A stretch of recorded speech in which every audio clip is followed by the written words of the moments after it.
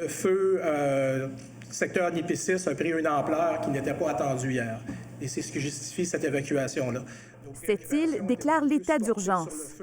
Plus de 4000 personnes sont dans l'obligation de quitter leur résidence dans 3 secteurs de la ville. Au nord, à une vingtaine de kilomètres, 2 brasiers pourraient fusionner.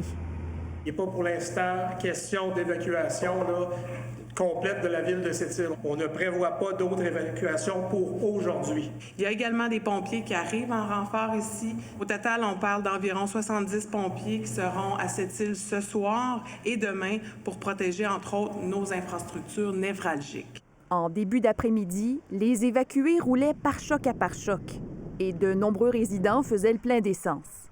On t'arrête de faire des valises au cas où, tout ce qu'on pourrait avoir besoin. Là.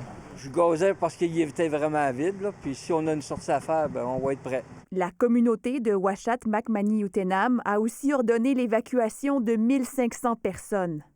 Pessamit, à 3 heures de route, accueillera des membres de la communauté. La communauté a généreusement accepté de nous supporter dans cette épreuve difficile et des ressources y travaillent déjà pour coordonner l'hébergement des résidents de Manioutenam. Port-Cartier accueillera aussi des évacués. On a ciblé aussi des endroits où c'est que les gens peuvent prendre 2 roulottes ou le VR ou le fifth wheel, puis venir à Port-Cartier, s'installer sur différents stationnements.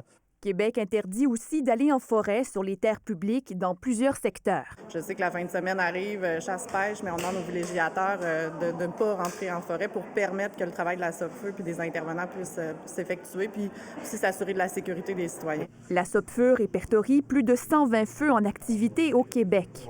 Près de 80 d'entre eux ne sont pas maîtrisés. On priorise donc 20 de ces feux pour protéger la population et nos infrastructures d'Hydro-Québec.